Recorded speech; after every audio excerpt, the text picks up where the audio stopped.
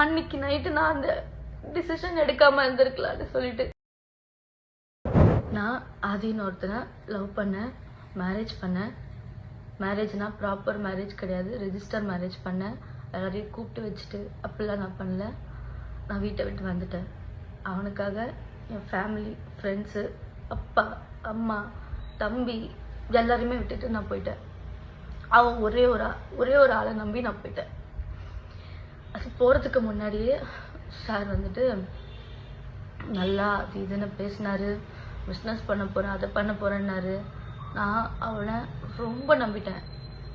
ஐயோ, லவ் பண்ணுற பையன், இனிமேல் இவன் மட்டும்தான், நம்ம லைஃப்பில் வேறு யாரும் வரக்கூடாது, இவன் தான் அப்படின்ட்டு இருந்தேன். அப்போது அவன் பேசுனதெல்லாம் நம்பி அவன் இது ஆயிடுச்சு, லாஸ் ஆயிடுச்சு அப்படின்னு அடிக்கடி சோகமாக உட்காருவான். நான் பைத்தியக்காரி மாதிரி நான் போட்டிருந்தது எல்லாத்தையும் எடுத்துகிட்டு போய் கொடுத்துட்டேன் அவனுக்கு.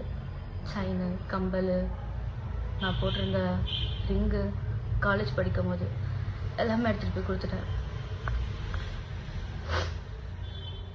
எல்லாம் எடுத்துகிட்டு போய் கொடுத்துட்டு சார் வந்துட்டு அப்போவே அந்த கேமிங் அது இதுன்னு சொல்லி போட்டிருக்காரு. எனக்கு அது தெரியாது. வீட்டில் ஒன்றொன்னா நான் ஒன்றொன்றுத்துக்கும் காணாமல் போனதுக்கு சாக்கு சொல்லிகிட்டே இருந்தேன்.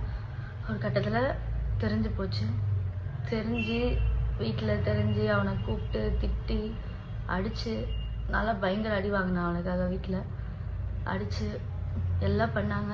பார்த்தா எடுத்துகிட்டு போய் எல்லாத்தையும் விற்றுட்ருக்க அப்படின்னு சொல்லி சொல்கிறான் என்கிட்டயே.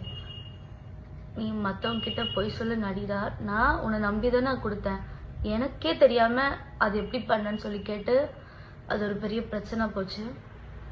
நான் அப்போ காலேஜ் ஃபஸ்ட் இயர் படிச்சுட்டு இருந்தேன். வீட்டில் தெரிஞ்சு போய் இப்படி உன்கிட்டயே நகை வாங்கிட்டு இப்படிலாம் பண்ணிகிட்ருக்கேன், அந்த பையன் கரெக்டான பையன் கிடையாதுன்னா அவ்வளோ சொன்னாங்க, அவ்வளோ அடித்தாங்க, திட்டினாங்க. கேட்கல, யார் பேசுமே கேட்கல. நான் இல்லை அவனா அப்படின்ட்டு இருந்தேன். அப்புறம் நம்மளை வந்து பிரிச்சுருவாங்க, நம்ம ஒரு சைன் போட்டுட்டா நம்மளை யாருமே வந்து பிரிக்க முடியாது அப்படின்னு சொன்னால். எனக்கு அப்போ 21 தான் ஏஜ். அப்போ நான் ரொம்ப பெரிய தப்பு பண்ணிட்டேன் என் லைஃப்பில். இப்போ வரைக்கும் ஒரு செகண்டும் நான் அதை நினச்சி ரொம்ப ஃபீல் பண்ணுறேன். அன்னைக்கு நைட்டு நான் அந்த டிசிஷன் எடுக்காமல் இருந்திருக்கலான்னு சொல்லிட்டு